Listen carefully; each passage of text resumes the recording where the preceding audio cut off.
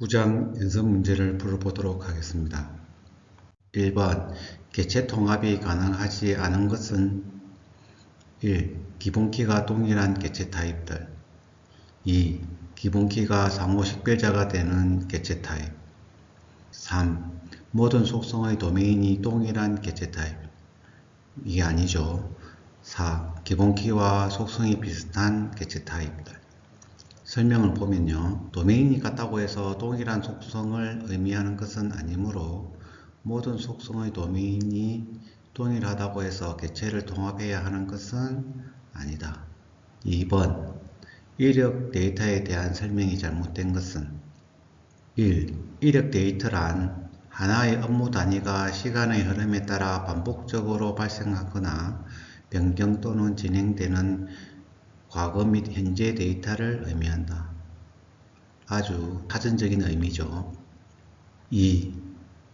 변경 이력은 데이터가 변경될 때마다 변경 후의 상태를 확인해야 할 때 발생한다. 그게 아니죠. 변경 이력은 데이터가 변경될 때마다 변경 전후의 차이를 확인해야 하는 경우에 발생하는 겁니다. 변경 후가 아니고 전후죠. 3. 이력 데이터의 생성은 발생 이력과 변경 이력, 진행 이력으로 구분할 수 있다. 4. 발생 이력은 데이터가 발생할 때마다 이력 정보를 남겨야 할 때 발생한다. 그렇죠. 3번 개체 무결성 제약 조건이 만족해야 하는 세 가지 규칙에 해당하지 않는 것은 1. 기본키를 구성하는 속성은 널 값을 가져서는 안 된다. 그렇죠.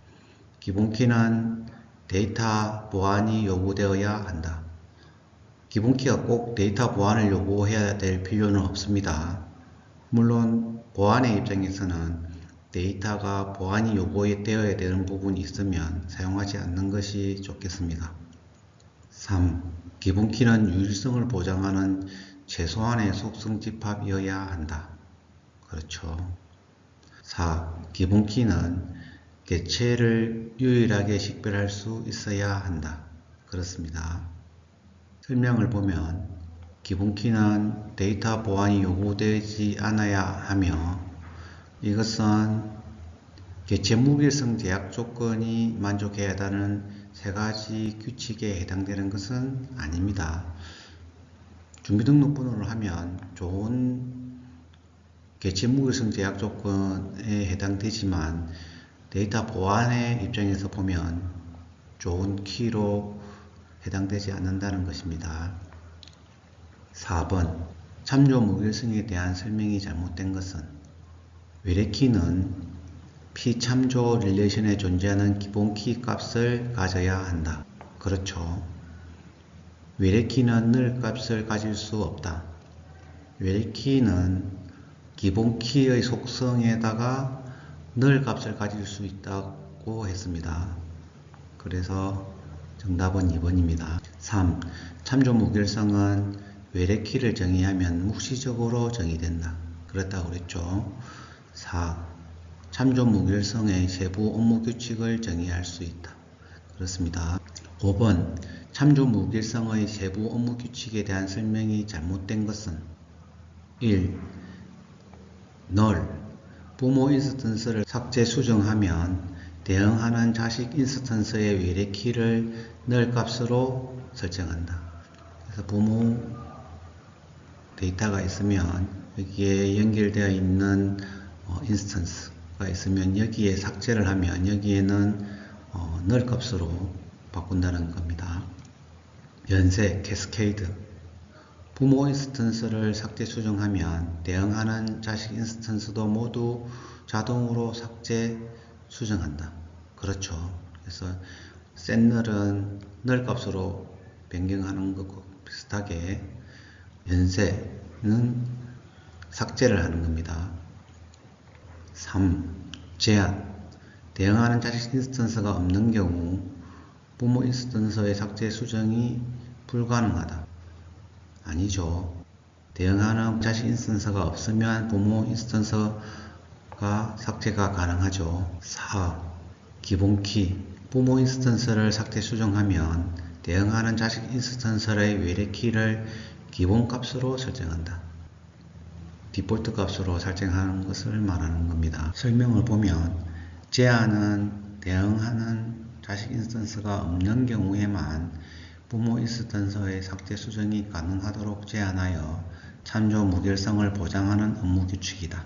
그렇죠. 그래서 이게 순서가 좀 거꾸로 된 느낌이죠. 6번 명시적으로 정의해야 하는 도메인 무결성에 해당하지 않는 것은 1. 널 제약 조건. 널 제약 조건이 아니고 난널 제약 조건이죠. 2. 유니커 제약 조건.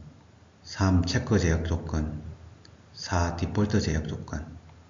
설명을 보면 도메인 무결성 가운데 특정 속성 값으로 널 값을 허용할지 여부를 결정하는 난널 제약 조건과 특정 속성이 고유 값을 가져야 하는지 여부를 결정하는 유니커 제약 조건, 특정 속성이 가질 수 있는 디폴트 값을 정의하는 디폴트 제약 조건, 특정 속성의 속성값이 만족해야 하는 특정 조건을 정의하는 체크 제약 조건은 반드시 명시적으로 정의해야 합니다. 7번 데이터 표준화의 일반 원칙이 잘못된 것은 1. 하나의 개념에 대해 하나의 명칭만 허용한다. 그렇죠. 2. 서술적 정의만으로 의미 전달이 가능하도록 상세히 작성한다.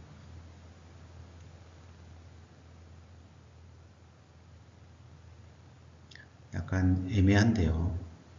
3번 데이터가 의미하는 범위와 자격 요건을 제3자도 이해할 수 있도록 정의한다.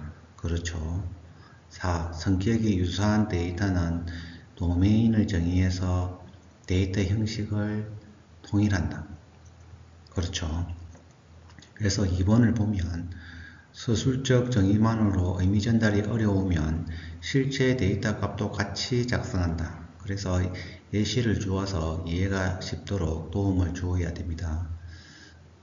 약간 애매하긴 한데 제일 해당되지 않는 부분이 2번이 되겠습니다.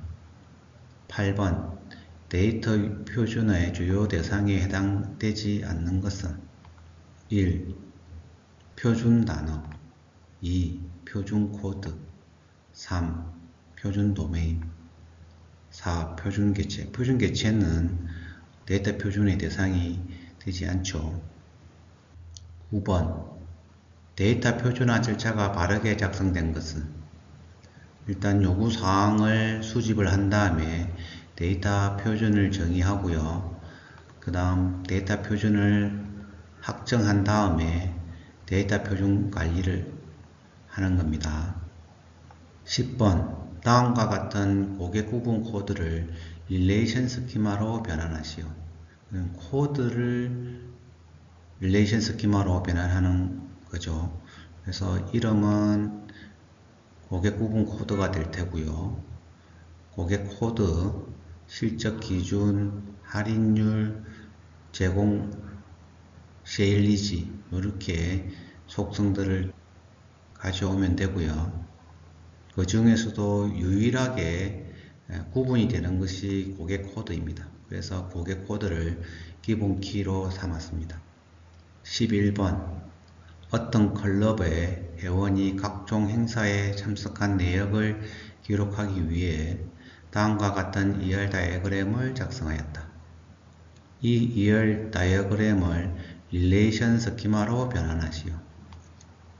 여기에 회원 개체와 참석 내역이 있는데 이중성도형으로 표현되었기 때문에 약한 개체입니다. 일단 회원은 그대로 이렇게 오면 될 거고요. 그래서 릴레이션 스키마의 이름은 회원이고 속성은 ID, 이름, 휴대폰 그대로 갖고 ID에 시커멓게 칠해져 있기 때문에 ID가 기본 키로 되었습니다. 두 번째는 참석 내역입니다. 그래서 참석 내역을 그대로 이름으로 가져왔고요. 참석 일자와 회비 납부 여부, 이것도 그대로 속성이 왔습니다. 참석하다의 관계를 릴레이션 스키마로 변환할 때 그대로 참석 내역으로 외부 키로 삼아서 왔기 때문에 회원 아이디가 외부 키로 왔습니다. 다만 여기에 데이터들이 회원 아이디에서 참석 내역들이 이렇게 쭉 있을 겁니다. 그런데 회원 아이디가 같은 아이디가 참석 일자마다 생기기 때문에 이게 유일키가 되지 못합니다. 그래서 회원 아이디와 참석 일자를 합쳐서 기본키가 되었습니다. 12. 크게 기획 단계, 준비 단계, 철거 단계, 건축 단계, 마무리 단계, 입주 단계로 진행되는 데이터 재건축 공사의 진행 상황을 관리하기 위한 ER 다이어그램을 작성하고 릴레이션 스키마로 변환하시오.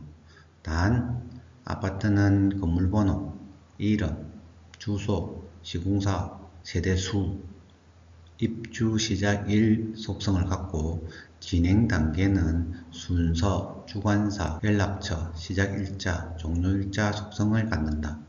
그렇게 하면은 크게 일단 아파트라는 개체가 생기겠죠. 여기. 그 다음 진행 단계마다 관계를 만들 수는 있겠는데 그렇게 하면 너무 많기 때문에 진행 단계라는 관계체를 생성하고 거기에 관련된 순서, 주관사, 연락처, 시작일자 이렇게 해서 속성을 가지게 만들고 아파트는 여기에 있는 건물번호, 이름, 주소, 시공사, 세대수, 입주 시작일 이런 속성을 가지게끔 했습니다. 그 다음 건물번호가 기본키가 되었고요. 진행 단계에서는 순서가 기본키가 되었습니다. 그래서 릴레이션 스키마를 만들면 아파트의 릴레이션 스키마의 이름은 아파트가 되었고요. 건물번호, 이름, 주소, 시공사, 세대수, 입주 시작일 등이 속성으로 그대로 왔고요. 진행 단계의 릴레이션은 이름은 진행 단계고 다른 속성들은 그대로 왔습니다. 다만 이 관계 릴레이션을 없애기 위해서 아파트 속성의 건물 번호를 외래키로 이렇게 가져왔습니다. 그리고 건물 번호 한 개에 진행 단계가 여러 개 있기 때문에 순서를 합쳐서 유일하게 만들어서 기본키로 삼았습니다. 13번 어떤 주식의 주가가 변동된 시점과 주가를 관리하기 위한 ER 다이어그램을 작성하고 릴레이션 스키마로 변환하시오.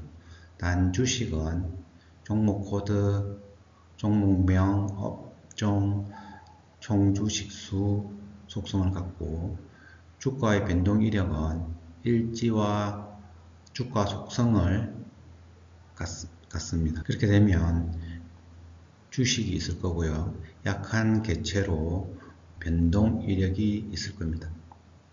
주식은 종목 코드, 종목명, 업종, 총 주식수의 속성이 주식의 속성으로 그대로 왔고요. 변동 이력의 릴레이션은 변동 이력이라는 이름으로 왔고요. 그 다음 일시와 주가가 그대로 속성으로 왔고 주식에 있는 기본키가 외래키로 이렇게 왔습니다. 종목 코드에 계속적으로 거래가 발생하기 때문에 한 개로 갖고는 안 되기 때문에 종목 코드와 일시를 합쳐서 기본키로 만들었습니다.